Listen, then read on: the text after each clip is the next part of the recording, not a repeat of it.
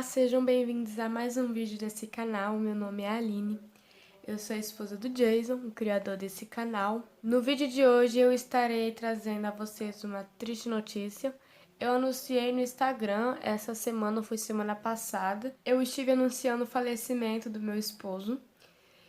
E disse a vocês que eu iria gravar um vídeo, ia fazer um vídeo explicando detalhes e ia trazer uma satisfação, porque tem gente que seguia ele lá e não seguia aqui, e tem gente que segue aqui no YouTube e não seguia lá.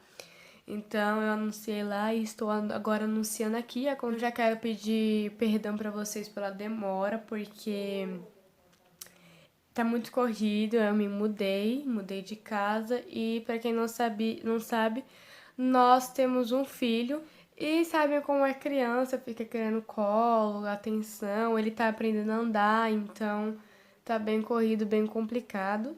E tá só eu, basicamente, a minha mãe me ajuda, mas tá só eu. Eu não vou entrar em muitos detalhes, mas eu vou tentar explicar pra vocês o que aconteceu.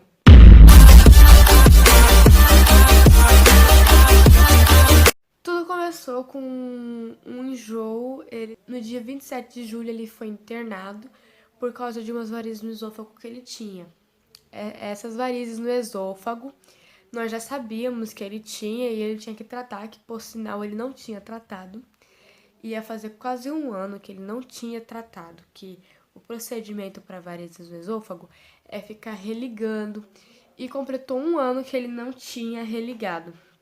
E aí aconteceu que estourou e aí ele foi pro hospital, ele foi no dia 27 de julho.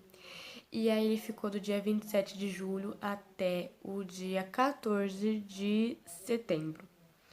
Ele passou o aniversário, porque ele completava ano em agosto, e ele completava dia 8 de agosto, e no dia 9 de agosto era o dia dos pais, que seria posteriormente o primeiro dia dos pais dele.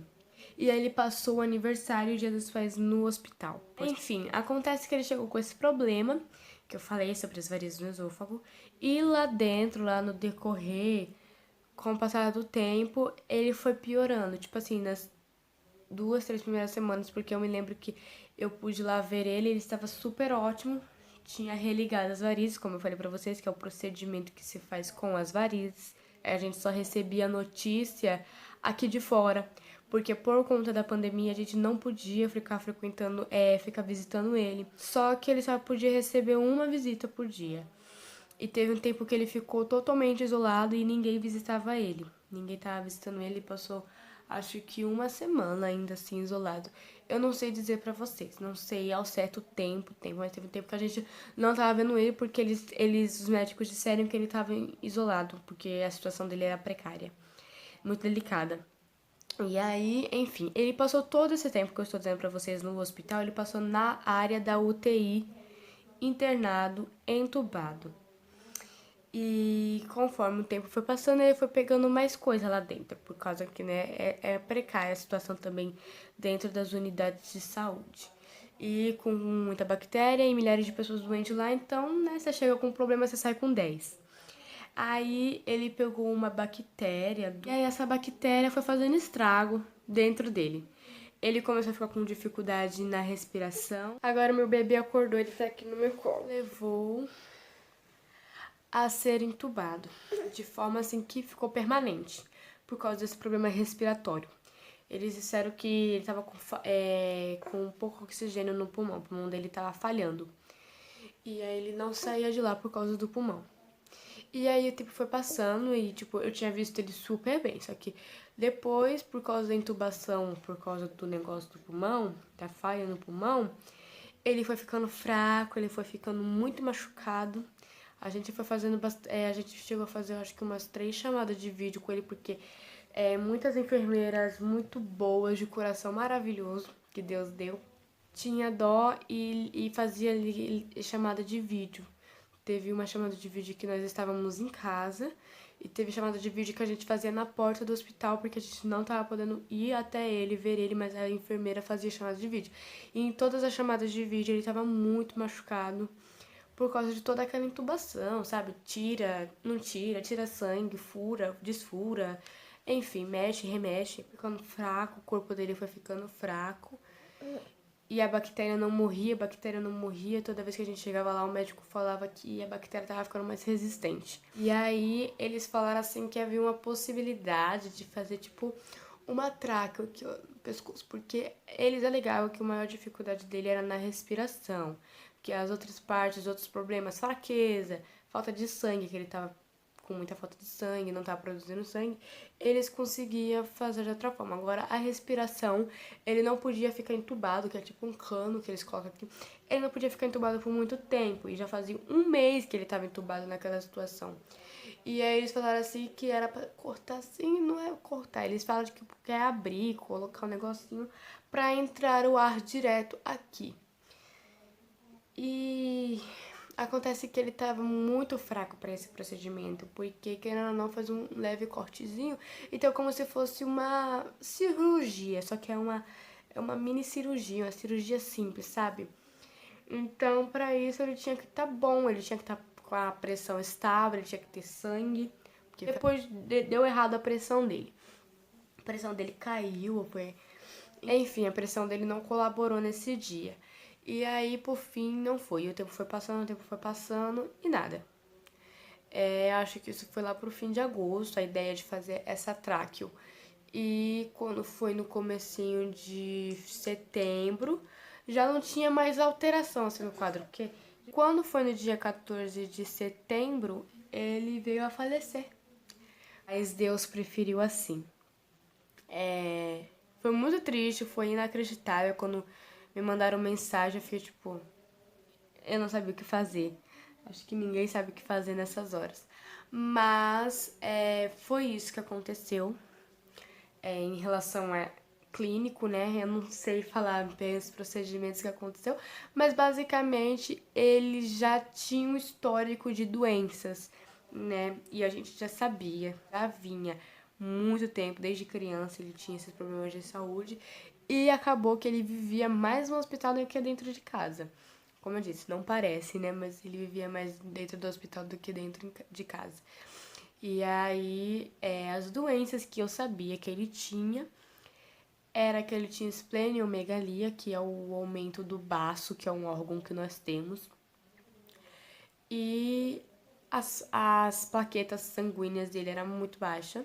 Por conta do baço, ele tinha essa baixa plaqueta sanguínea e com baixa plaqueta sanguínea se desencadeou uma anemia.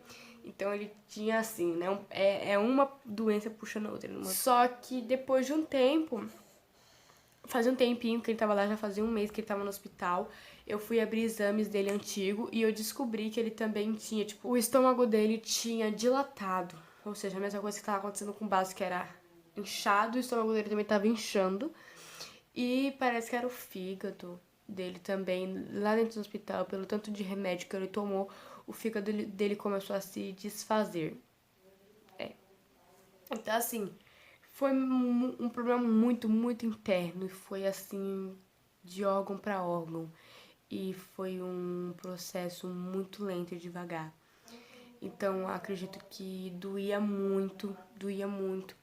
Então, assim, na minha opinião, ele tá aliviado agora porque descansou dos procedimentos, descansou de passar por cirurgia, porque talvez aí se ele ainda estivesse entre nós, ele tivesse que passar por mais e mais cirurgias, uma cirurgia atrás da outra.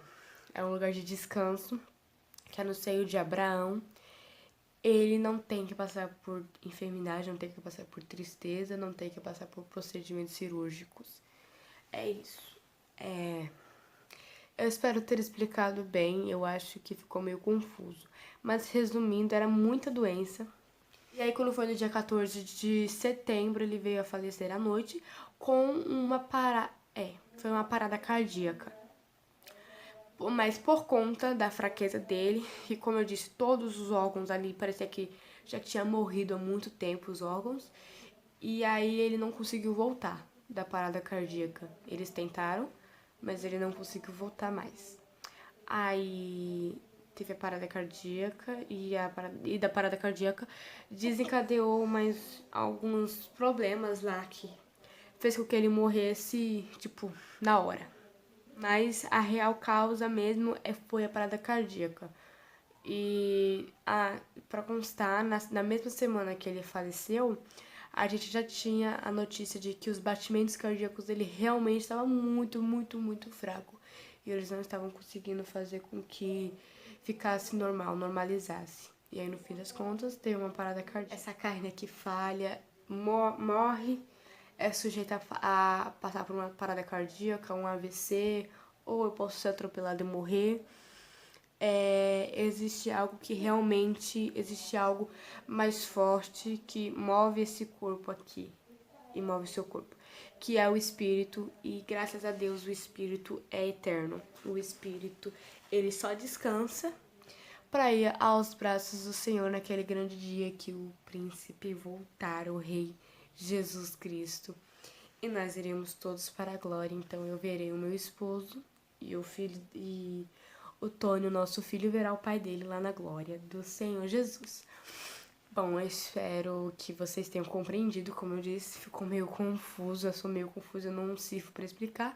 Ainda mais coisa de médico, eu não sirvo para explicar. Mas Jesus sabe de todas essas coisas. Curta e compartilhe.